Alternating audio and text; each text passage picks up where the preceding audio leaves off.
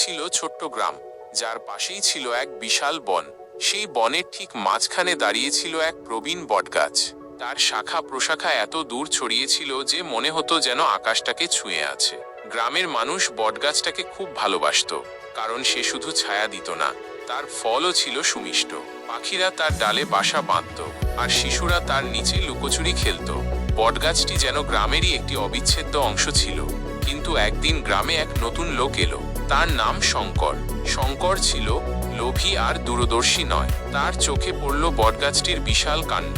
সে ভাবল, এত বড় গাছ, এর কাঠ বিক্রি করলে তো অনেক টাকা পাওয়া যাবে। সে গ্রামের মোড়লকে গিয়ে বলল বটগাছটা কেটে ফেলার কথা। মোড়ল আর গ্রামের অন্য লোকেরা শঙ্করের কথায় রাজি হলো না। তারা বলল, এই গাছ আমাদের প্রাণ, একে কাটা যাবে না। শঙ্কর এতে দমে গেল না। সে রাতের অন্ধকারে কুঠার হাতে বটগাছের দিকে এগিয়ে গেল।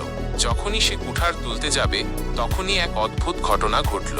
গাছটি থেকে যেন এক মৃদু গুঞ্জন ভেসে এলো, আর গাছের পাতাগুলো কাঁপতে শুরু করলো। শঙ্কর ভয় পেয়ে থমকে গেল।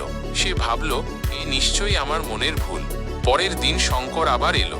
এবার সে আরো দৃঢ় প্রতিজ্ঞ।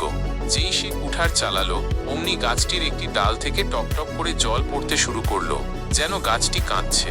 শঙ্কর অবাক হয়ে দেখল, জলের ফোঁটাগুলো যেন চোখের জলের মতো।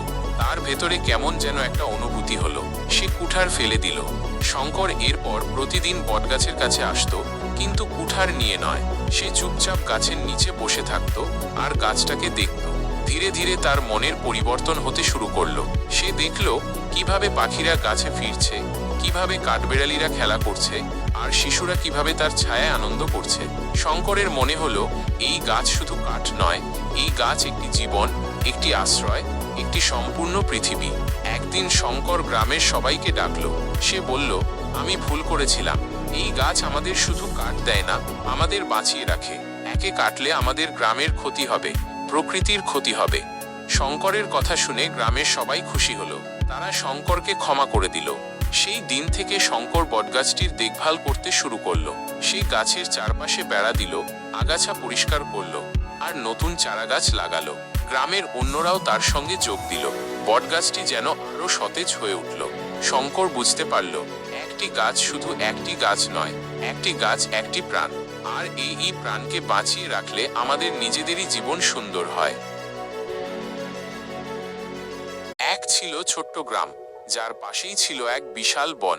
সেই বনের ঠিক মাঝখানে দাঁড়িয়েছিল এক প্রবীণ বটগাছ। তার শাখা প্রশাখা এত দূর ছড়িয়েছিল যে মনে হতো যেন আকাশটাকে ছুঁয়ে আছে। গ্রামের মানুষ বটগাছটাকে খুব ভালো